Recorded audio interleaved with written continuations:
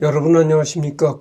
지금이 화요일 날이죠. 화요일 날 오후 5시 33분을 지금 가리키고 있네요. 도올 김영욱 교수는 이제 끝났고, 지금서부터는 이제 화가 김환기를 하려고 합니다. 이 사람이 이제 김환기입니다.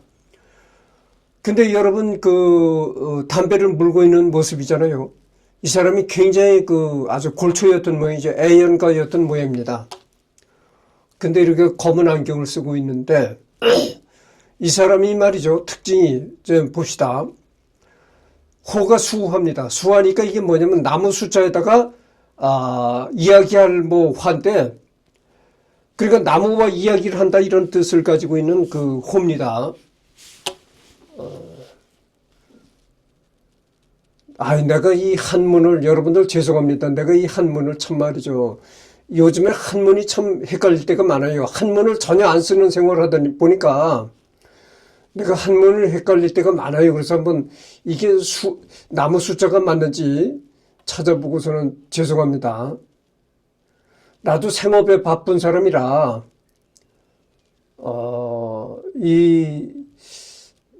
예전보다 내가 많이, 요즘에 한문 그렇게 쓸 일이 없잖아요. 그러다 보니까 계속 일상생활에서 한문을 써야 되는데, 예, 나무 숫자가 맞네요. 내가 제대로 알았습니다. 그러니까 나무와 대화를 나눈다는 그런 뜻을 가진 호였습니다. 그래서 이 사람이, 잠깐만요. 이 사람이 호가, 수하고, 1913년 4월 3일에 태어났습니다. 그러니까 1913년생이니까 어떻게 됩니까? 지금 살았으면 10살, 110 몇 살이 됐을 거라고 생각합니다. 일제강점기 전라남도 진도군 기조하면 읍동. 여기가 현재는 어디냐면은 신안군 안저하면 읍동리에서 태어났다 이런 얘기죠. 그리고 사망은 1974년 7월 25일 61세로 사망했다. 그러니까 61세로 사망했으니까 오래 살지 못했네요. 좀 아쉬운 나이다 이렇게 얘기할 수가 있죠. 이때만 해도 1974년만 해도 오래 사는 사람들은 상당히 오래 살았거든요. 근데 별로 오래 살지 못했네요. 미국 뉴욕시에서 이제 사망했다. 국적은 대한민국이고 키가 놀랐습니다. 187cm인데 말이죠. 이 김한기 시대에는 우리나라 사람들이 보통 다 작았거든요. 작은 사람들이 많았어요. 근데 여러분들도 요즘에 느끼겠지만 요즘에 한국 사람들이요 상당히 큰 사람들이 많아요. 내가 아주 절실히 느끼는데 언젠가 내가 KT 무슨 개통을 하러 갔었는데 그때 개통을 하겠다고 또 온 사람이 이제 손님이 온 사람이 있었는데 젊은 남자인데 크더라고. 그리고 며칠 바로 전에 내가 사는 집에 이 보일러를 설치를 했거든요. 그래서 보일러를 설치하냐고 보일러 기사를 불렀는데 그 보일러 기사가 한 2m 가까이 될 것 같아. 2m가 되려는지 2m가 약간 안 되려니까 한 195 이상은 될 것 같더라고. 상당히 크더라고. 벌써 딱 문을 뒤더래. 그래서 딱 문을 열어보니까 아주 키가 창신인 사람이 서 있더라고. 그래서 내가 그 양반 보일러를 설치해주고 이제 돌아갈 때 내가 그랬어요. 참 고맙다고. 키도 크신 양반이 좁은 구석에서 구부리고 보일러 설치하느냐고 고생 많으셨다고 그랬어요. 근데 크더라고. 그러게 요즘에 한국 사람들이 큰 사람이 많아요. 180은 아무것도 아니고 거의 2m 가까이 된 사람들도 아주 그렇게 흔하다니까. 한국 사람이 이렇게 커요. 물론 큰 사람은 큰데 작은 사람도 작지만 하여튼 좌우지간에 큰 사람이 예전에 비해서 큰 사람이 그렇게 많아졌다 이런 얘기입니다. 근데 이때는 그렇게 큰 사람이 없을 때거든. 근데 이때 187이라고 하면요. 지금으로 말하면 197이라고 봐야 됩니다. 2m 가까이 되는 키라고 봐야 되는 거예요. 그래서 이 사람이 이제 길거리에서 그 부인하고 같이 팔짱을 끼고 걸어가는 모습이 내가 봤는데, 부인이 상당히 작아. 부인이 상당히 작아 보이더라고. 그래가지고 내가, 부인이 키가 작은 여자 모양이로구나, 이렇게 생각했단 말이죠. 근데 그게 아니야. 이 사람이 키가 워낙 크다 보니까 그렇게 상대적으로 이제 작아 보였던 거야. 그러니까 이 사람 그때 당시 187이라고 하면은 상당히 드뭅니다. 지금으로 말하면 197에 해당하는 키예요. 190이 넘는 사람들 많다니까. 지금 그 한국은행 총재하는 이창용이라는 사람 있잖아요. 그 사람이 191인지 그렇다. 191인지 192인지 그렇다잖아. 190이 넘는 사람들도 그렇게 가끔씩 잘 보인다니까, 한국 사람들이. 지금으로 말하면 190이 넘는 키라고, 이 사람이. 근데 내가 아끼도 있지만, 보일러를 하러 온 그 사람이 참 키가 크더라고. 한 2m가 될란지 2m가 안 될란지 그렇게 내가 느꼈어요. 직업은 화가, 교수. 그리고 그림은 어떤 그림을 그렸냐면 이제 추상화를 즐겨 그렸다. 학력은 안좌 공립보통학교 졸업, 중동중학교 중퇴, 도쿄 긴조 중학교 졸업, 니혼대학 미술학 학사, 니혼대학에서 미술학을 공부했고 니혼대학 대학원에서 또 미술학 석사 학위를 받았다, 이런 얘기입니다. 그때 당시 이렇게 일본의 니혼대학 대학원에서 미술학 석사까지 받을 정도였으니까 상당히 인텔이다, 이런 얘기죠. 이때는 말이죠, 대학은 고사하고 고등보통학교라고 하는, 지금으로 말하면 그게 고등학교입니다. 그때 당시 고보만 나와도 인테리어로 취급받던 그런 시대예요. 워낙 배운 사람이 없다 보니까 그때 당시 고보만 나와도 상당히 인테리어라고 그렇게 취급받던 시대라고. 김양한, 이 김양한이라는 여자에 관해서는 말이죠, 좀 얘기거리가 많습니다. 김환기의 부인 김양한이는 1916년에 태어나가지고 2004년에 이제 세상을 떴다, 이런 얘기고, 1944년에 결혼했다. 그러니까 해방되기 1년 전에 결혼했네요. 그런데 2004년에 그 세상을 떠났다고 하니까 최근까지도 생존에 있었다, 이렇게 볼 수가 있는 겁니다. 장녀 김영숙, 차녀 김금자, 삼녀 김정인, 장남 김화영, 딸들은 모두 전처 소생이며 아들 김화영은 김양한과 결혼 후 입양했다. 구본 후. 그래서 이 김양한이라는 여자분은 내가 할 얘기가 많은데, 본명이 변씨입니다. 변동림. 초계 변씨며 재혼으로 첫 번째 남편은 이상이었다. 여러분들 이 여자의 첫 번째 남편이 누구였었냐면은 이상. 여러분 시인 이상 알잖아요. 근데 이상이라는 거는 그 예명이고 필명입니다. 필명이고 본명은 이상이 아니고 김혜경입니다. 남잔데도 여자 이름으로 이제 김혜경이라는 여자 이름을 갖고 있었던 시인입니다. 그러니까 김혜경이 이 부인이었어요, 이 김양한이가. 그런데 이 김혜경이가 이 폐병을 알아가지고 이 동경대 의과대학에서 폐병으로 죽었습니다. 이 젊은 나이에. 그래가지고 뭐 남편이 폐병으로 죽었으니까 혼자 살다가 이제 두 번째로 만난 남자가 이 김환기죠. 그런데 여기도 보면 알겠지만 이 여자 본명이 원래 변씨입니다. 변동님. 초계 변씨인데 아마도 집에서 이 반대를 했는지 그렇다 그래요. 김환기와의 결혼을 굉장히 반대했다 그래요. 그래가지고 내가 잘못 알고 있을 수도 있으니까 틀리더라도 이해하시기 바랍니다.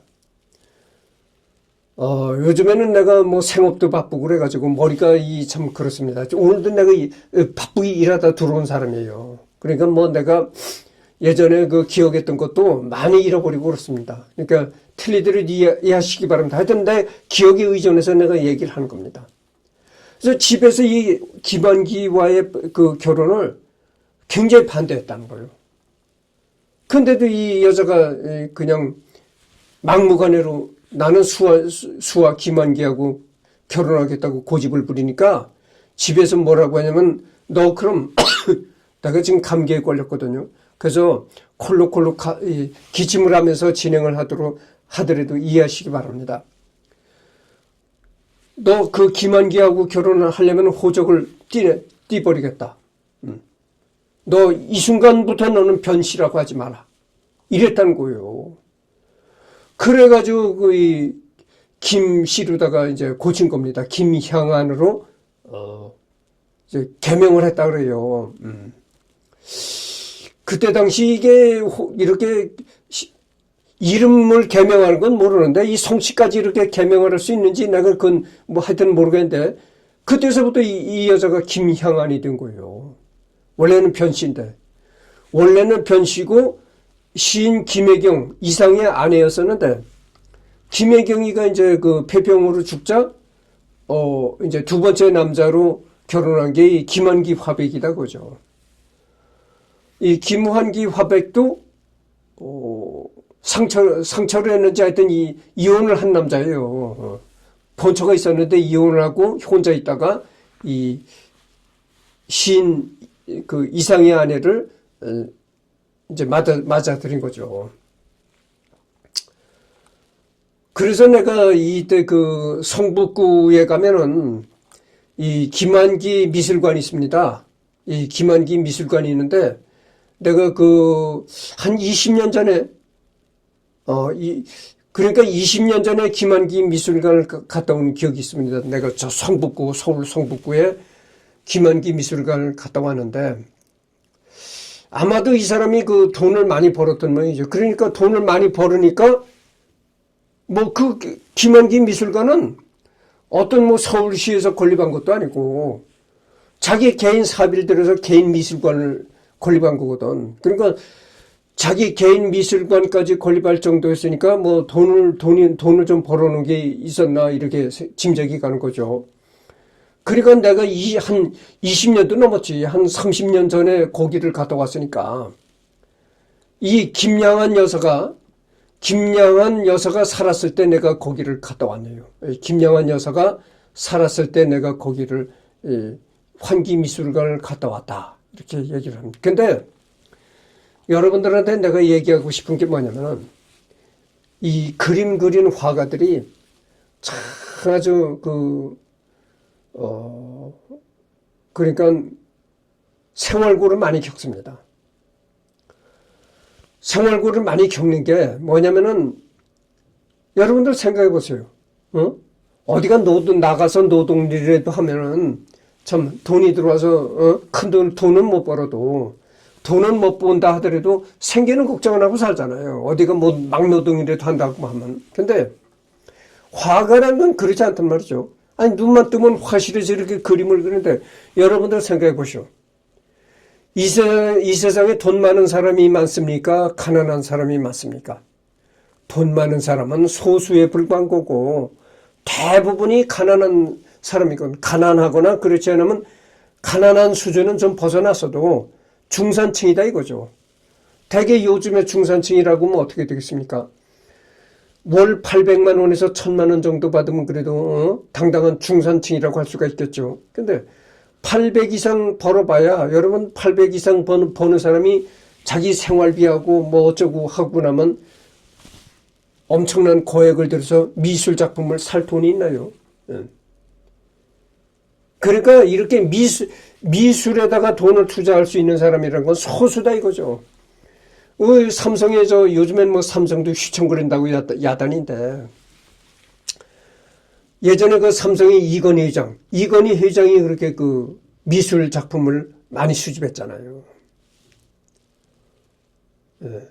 그렇다는 걸 그래서 하여튼 뭐 그렇고 그래서 화가라는 건 가난할 수밖에 없다 이거죠. 먹고 살기도 급급한데 누가 그림을 그 비싼 거액을 주고 그림을 사겠어요? 그림을 산다는 것은 먹고 사는 그런 일을 벗어난 사람들이 그림을 사는 것이지. 에? 아니 먹고 살기 급급한 사람이 어떻게 뭐 그림을 사겠어요? 말도 안 되는 얘기지. 그러니까 아무리 그려봐야 팔리지 않는단 말이죠. 에? 그리고 혹시 그림이 팔린다 하더라도 아주 화가로서 아주 명성이 자자한 사람이나 그림이 팔리는 것이지 안 팔려요. 그러니 허구한 날 그림만 그려서 뭐 생활한다는 게 상당히 어려운 얘기죠. 그래서 예전서부터 이 그림 그리는 화가들이 생활고에 대한 그런 고생을 많이 합니다. 여러분들 강원도 양구에 가면 그 박수근 미술관이라고 있잖아요. 박수근 화백, 그 다음에 제주도에 가면 이중섭 미술관, 이중섭이 이런 사람들 다 엄청난 생활고를 겪으면서 가시밭길을 걸으면서 세상을 살아갔다 이거죠. 가난의 가시밭길을 지은 거죠. 그런데 이 사람은 그럼 어떻게 돈을 벌었길래 자기 개인 돈을 들여서 미술관까지 지었을까? 궁금하잖아요. 이 사람은 행운합니다. 행운아. 이 사람도 뭐 외국에 가서 유학하고 그럴 때는 상당히 쪼들렸다래요. 이 사람 부인 김영한 여사가 고백하는 거에 따르면은 상당히 가난한 그런 가난을 겪으면서 유학 생활을 했다래요. 그렇잖아요. 여러분들 낯설고 물설은 해외 나가서 자 학비 들어가지 생활비 들어가지 응? 공부하느라 돈은 또 못 벌어. 그리고 어떻게 되겠어요? 이 김양한 여사가 이 남편 뒷바라지를 하기 위해서 남편이 해외에서 공부할 때 그렇게 고생을 했다고 합니다. 근데 어찌됐든 간에 그래도 이 김원기라는 사람은 행운아라고 할 수 있는 게 홍대 교수를 지냈어요, 이 사람이. 네? 그러니까 여는 화가들은 다 생활고를 겪고 그렇게 참 불운하게 살다가 이 세상을 떠나는데 교수라면 그래도 철밥통이잖아요. 철밥통. 교수들의 별명이 뭡니까? 철밥통이라는 별명이 붙잖아요. 이 교수들한테는. 그리고 홍대 미대 교수를 지내니까 안정된 생활을 할 수 있었다고죠. 아주 그렇게 생활고의 고생에 찌들릴 정도로 그 정도는 아니었다고죠. 대학 교수인데 당당히 중산층의 생활은 되는 거죠. 우리나라에 그래도 홍대라면 알아주는 대학의 교수인데 뭐 가난할 수가 없는 거죠. 그래서 이 사람 비교적 행운아로 이제 세상을 살았다 이런 말씀을 드립니다. 드리고 지금은 나무 위키를 들여다보고 이제 내가 얘기를 했는데 이 나무 위키는 이렇게 이 사람 모습이 선명하게 나왔어요. 근데 위키백과는 이 사람 모습이 선명하게 나와 있질 않아요. 그래가지고 지금 나무 위키를 접속해서 했는데 그 내용을 보니까 위키백과가 더 아주 자세히 나왔어요. 그러니까 어느 때는 어느 사람은 나무 위키가 더 자세하게 나올 때가 있고 또 어느 사람은 또 위키백과가 자세히 나올 때가 있고 그래요. 그래서 나무 위키와 위키백과를 서로 비교해가지고 내용이 자세한 걸 선택을 합니다. 그래서 위키백과로 들어가도록 해요. 보세요. 위키백과에 나온 거는 사진이 흐릿하잖아요. 김환기 1913년 4월 3일 음력 2월 27일에 태어나가지고 1974년 7월 25일 대한민국의 서양 화가이다. 그의 작품은 한국의 미술품 경매의 신기록을 쓰고 있다. 이 사람이 말이죠. 이 사람이 대표적인 뭐냐면은 어디서 무엇이 되어 만나랴라는 그림이 있습니다. 그 그림이 지금 경매에 들어가면 이 김원기라는 사람이 그린 그림이 진품이라면 100억대가 호가합니다. 그림 한 점에. 그럼 어디서 무엇이 되어 다시 만나랴라는 그림은 어떤 그림이냐 궁금하잖아요. 그게 어떤 그림이냐면은 무수한 점을 찍었습니다. 그래서 내가 좀 얘기가 길어지겠는데 들어보시오. 이 김한기라는 사람은 한마디로 점을 찍는 화가입니다. 그래서 내가 여러분들한테 이제 내가 얘기하고 싶은 걸 하겠으니까 들어보시오. 예술에서 제일 중요한 게 뭡니까? 여러분들은 예술에서 제일 중요한 게 뭐라고 생각합니까? 예술의 생명은 개성입니다. 나만의 독특한 개성. 그것이 예술의 생명이거든. 그래서 이 세상에 그 예술가로 이름 남긴 사람은 자기만의 개성이 뚜렷한 그런 그 예술을 남겼다. 이렇게도 말할 수가 있는 겁니다. 예를 들어서 예술가가 남의 흉내나 내다 죽었다? 그거는 예술가로서 대접을 못 받는 거예요. 정말 훌륭한 예술가로 대접을 받으려면은 자기만의 화풍을 개발해야 된다 이거죠. 자기만의 화풍. 여러분들, 근데 이 화풍을 개발한다는 거, 그게 쉬운 문제가 아닙니다. 예를 들어서 옛날 화가 같으면은 화풍을 개발하기 쉽겠죠. 남이 그렇게 이제 별로 그린 그림이 없으니까 자기만의 어떤 개성을 연구를 해서 개성을 표출하기 쉬웠을 겁니다. 근데 요즘에 하도 화가들이 많다 보니까 그림 그리는 화가들이 예전서부터 이제 많이 내려왔다 보니까 웬만한 화풍들은 다 써먹었다 이거야. 웬만한 그림 그리는 이 개성은 다 벌써 써먹었다 이거야. 근데 그렇게 수많은 화가들이 다 써먹었는데 이제 와서 내가 색다른 개성 있는 화풍을 어떻게 개발해내겠다? 이게 쉬운 문제가 아니라고. 차지 잘못하면 남의 흉내를 내게 돼 있다고. 그러니까 써먹을 만한 화풍은 다 써먹었다 이런 얘기가 되는 거거든. 그래서 이 사람은 말이죠. 이 사람은 추상화 계열의 그 화가인데 무수한 점을 찍었습니다. 점을 찍는 화가다 이런 얘기 한마디로. 그래서 이 어디서 무엇이 되어 다시 만나랴라는 그런 그 그림이 상당히 그 크기가 크다래요. 한 100호 뭐 하여튼 크기가 상당히 큰 그림인데 그 큰 화면에다가 이 무수한 점을 찍은 겁니다.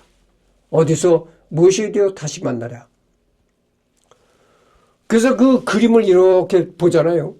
그림을 이렇게 들여다보면 저 먼 우주의 은하계 같은 그런 그 느낌을 갖게 합니다. 그러니까 무수한 점들이 다 별과 같이 이렇게 느껴진다 이런 얘기죠. 그래서 그 어디서 무엇이 되어 다시 만나랴 그 그림은 지금 그 100억대가 호가하는 그림일 것입니다. 내 말이 이게 틀림이 없어요. 이 사람 그림이 상당히 그 고액의 그 거래가 되는 우리나라 최고의 그 화가다 이런 말씀을 드립니다. 그럼 이 사람이 처음서부터 점을 찍었느냐? 그거 아니에요. 이 사람도 처음에는 점을 찍는 그런 화가는 아니었었고 이제 그림을 그리다가 자기만의 화풍을 이제 개발하게 된 거죠. 그래서 이제 점을 찍는 화가였다 이런 말씀을 드립니다. 그래서 여기 나왔잖아요. 그의 작품은 한국의 미술품 경매의 신기록을 쓰고 있다. 여기 나오죠. 김한기 대작 경매의 100억 원대 시대가 열리다. 이 사람 그림 한 점이 100억 원대를 경매에서 호가했다 이런 얘기입니다.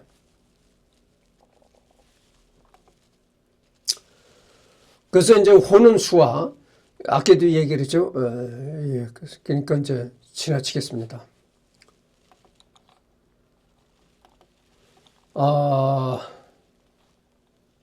본관은 김해이며 호는 수화이고 전라남도 신안군 안좌하면 읍동리 출생이다. 1936년 일본 니혼대학 미술학부를 마치고 도쿄에서 개인전을 개최하였다. 1946년에서 1949년 사이에 서울대학교 미술대학 교수를 역임하고 신사실 파전에 출품했다.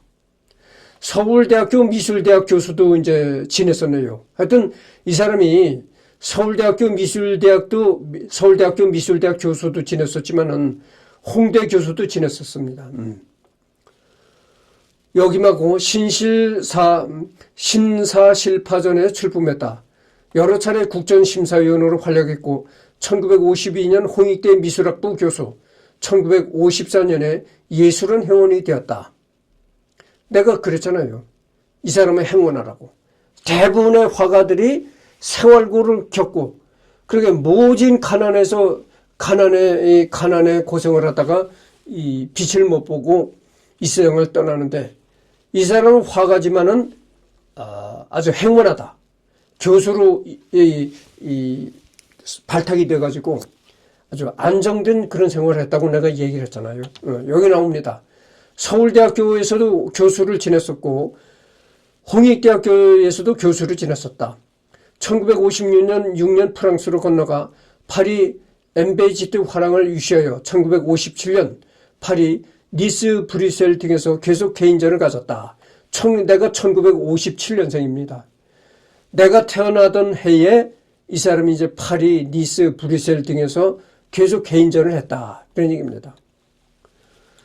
1959년 귀국하여 홍익대 교수, 초대 예술원 회원, 한국미술협회 이사장을 역임하였다.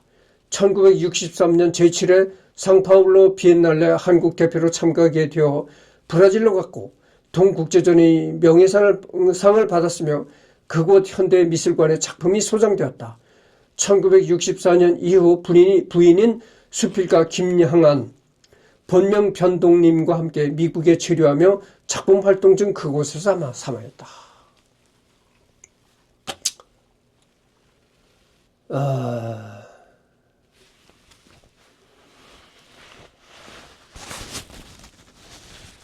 그러니까 미국에 갔을 때는 이제 그 홍대 교수를 퇴직하고 미국을 갔네요. 이렇게 안정된 직장을 왜 퇴직을 했는지 하여튼 그 이해가 잘 안 갑니다만은 여러분 그 대부분 이렇게 그 예술가라 하는 사람들이요. 이 자유로 풀이를 좋아하는 겁니다. 그래서 이 예술가들이 대부분 가난하게 사는 거예요. 어디 조직체나 어디 이런 데 가서 참 성질을 죽이고 일을 하는 그런 스타일이 아니에요. 그렇잖아요. 여러분들 어느 조직체를 가나 조직체가 아니라 하더라도 어디 가서 하다못해 장사를 하더라도 이 고객을 상대하고 뭐 여러 사람을 상대하고 장사를 해도 그렇고 이 자기 성질을 죽여야 할 일이 많거든요. 근데 이 흔히 예술가라는 사람들이 그런 걸 싫어한다는 거죠. 어떤 조직체에 들어가서 부속품같이 생활하는 거, 자기 성질을 죽여가면서 일을 하는 거, 이런 거를 아주 싫어한다는 거죠. 그래서 아마 이 사람이 그 홍대 교수도 퇴직한 게 아마 그런 원인도 있지 않겠는가 이렇게 생각합니다. 2015년 김한기의 1971년작 작품, 는 서울 옥션 홍콩 경매에서 한화 47억 2,100만 원에 낙찰되었고 이로써 이전의 최고가로 남아있던 박수근의 발레트를 제치고 국내 작가 미술품 경매 중 최고가를 기록했다. 내가 그랬잖아요. 이 김한기 그림은 그림 한 장에 100억대를 호가한다고 내가 그랬습니다. 그랬으니까 하여튼 그렇고 2019년 11월 23일 김한기 1971년작 작품은 크리스티 홍콩 경매에서 한화 132억 3,600만 원에 낙찰되었고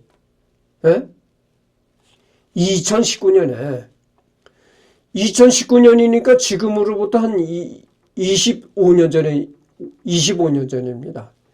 지금으로부터 25년 전에 홍콩 경매장에서 이 김한기의 그림이 132억 3,600만 원에 낙찰이 됐다는 거죠. 25년 전에. 지금은 어떻게 되겠어요?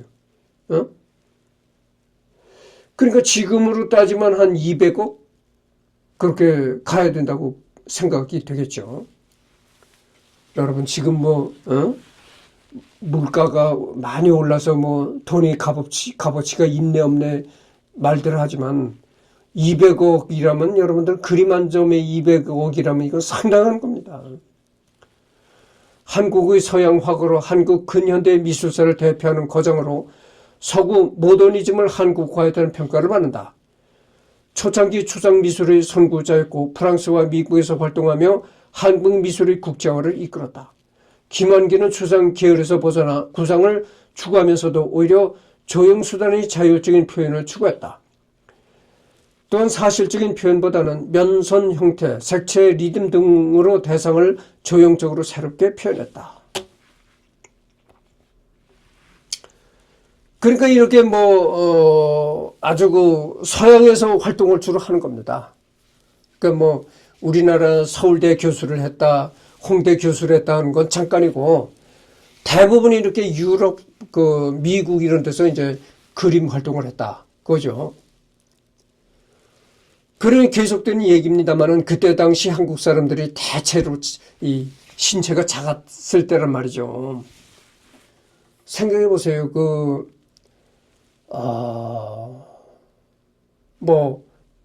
해방 바로 직후나, 그렇지만 일제강점기 그때, 사람들이 다 대부분 작았을 텐데, 체구가 작았을 텐데, 그래도 이 김한기라는 사람은 신장 187이니까 그때 서양에 나가도 서양인과 대등했다 이거죠. 키가. 조금도 왜소하거나 그렇지 않았다.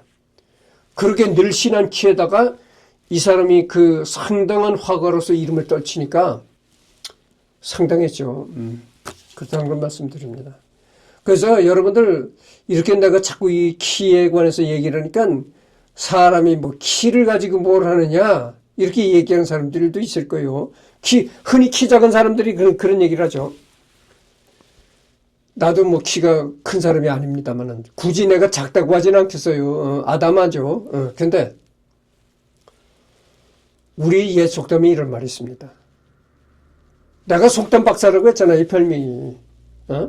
머루 다래를 따먹더라도 키가 커야 된다. 이런 속담이 있어요. 머루 다래를 따먹더라도 사람은 키가 늘씬해야 된다. 이런 얘기죠. 그리고 또 무슨 얘기가 있냐면은 이런 얘기가 있습니다. 내가 여기에 신경 쓰다 딱 맥혔는데,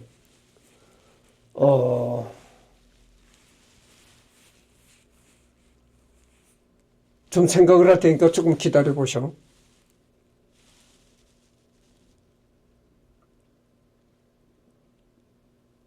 사자성어인데, 그게,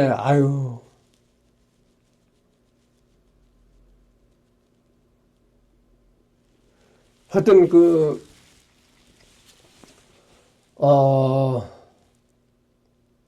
있는데,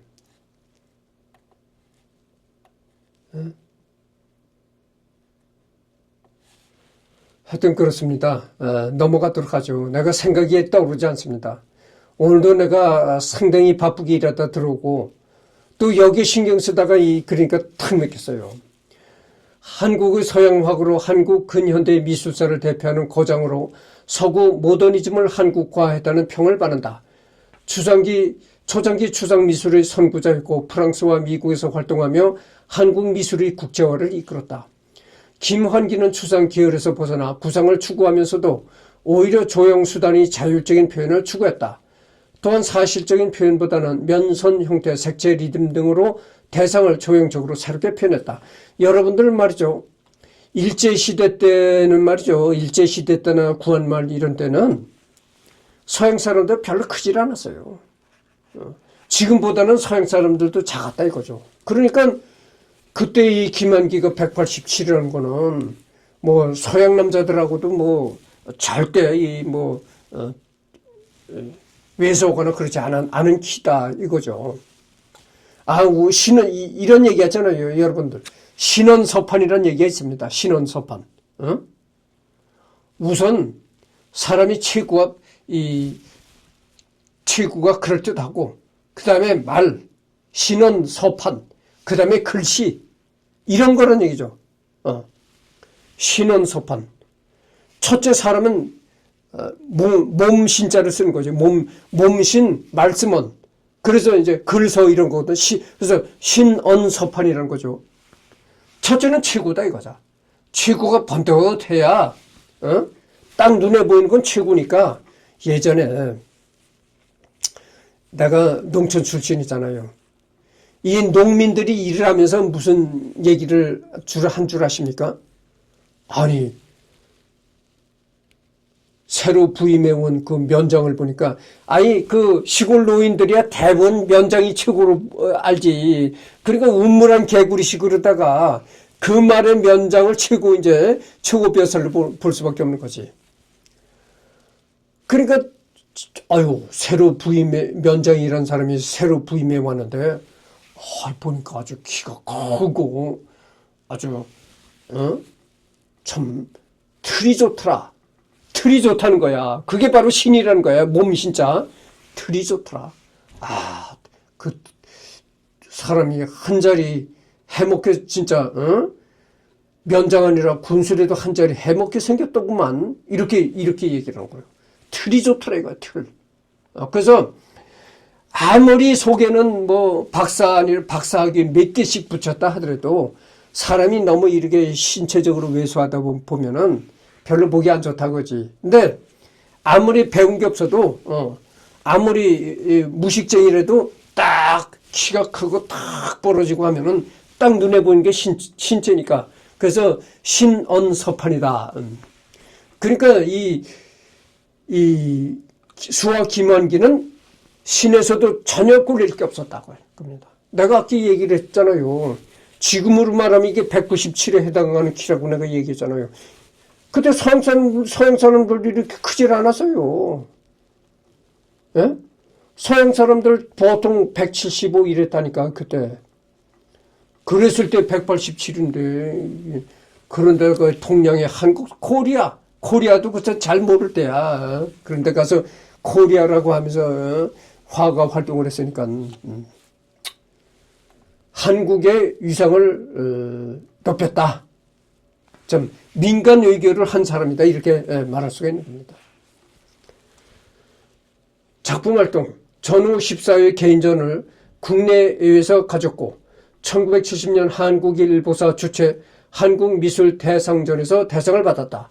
작품 경량은 초기 기하학적인 추상에서 출발하여 동양적인 관조와 아취를 근간으로 한 반추상의 세계를 보이다가 도미 후에는 완전히 추상화풍으로 전환하여 옵티컬한 양식의 새로운 사조를 받아들이고 있음을 보인다. 그의 대표 작품은 론도산, 산월, 야상곡, 어디서 무엇이 되어 다시 만나랴 등이 있다. 내가 얘기했잖아요. 어디서 무엇이 되어 다시 만나랴. 이게 내가 방금 전에 얘기한 그 작품인데 이게 뭐냐면은 이 그림이 굉장히 큽니다. 아주 큰 작품인데 그 큰 그 여백에다가 무슨 점을 찍었다 이거죠. 그래서 이 어디서 무엇이 되어 다시 만나랴라는 그림을 이렇게 들여다보면은 상당히 그 우주를 이렇게 보는 것 같은 그런 느낌을 갖습니다. 우주의 어떤 은하계가 펼쳐진 그런 느낌을 갖는데 내가 이 어디서 무엇이 되어 다시 만나랴라는 그림을 본 적이 있습니다. 그러니까 본 적이 있는데 진품은 걸리질 않죠. 진품은 워낙 그 100억대가 넘는 그림이니까 진품은 함부로 걸리질 않습니다. 그럼 복제품이죠. 똑같이 복제한 복제품인데 갤러리에 이제 전시한 걸 내가 봤단 말이죠. 근데 내가 보기에도 내가 참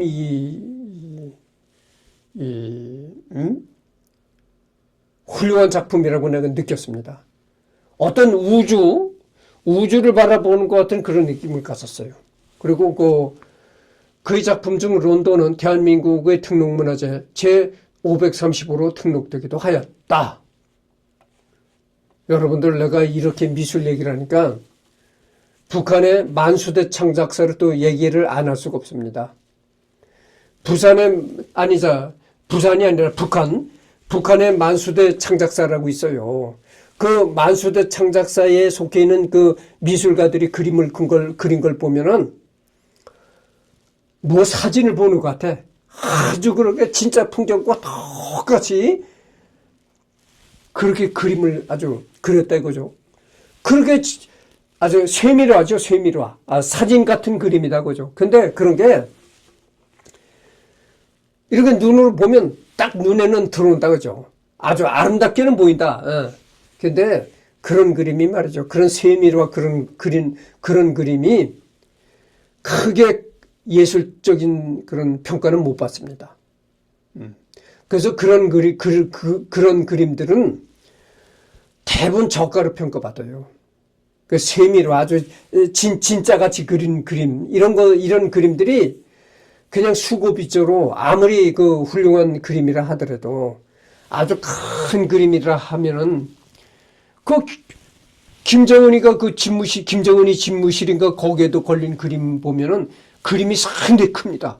한쪽 벽면을 다 뒤덮을 정도로 그렇게 그림이 크고 아주 세밀화로 그렸다고 하죠. 그러니까 얼마나 그 노력이 들어갔겠어요. 그렇게 큰 그림을 세밀화로 그리다 보니까 그러니까 그저 수고비 정도로 아무리 그림이 크더라도 수고비 정도로 그저 어디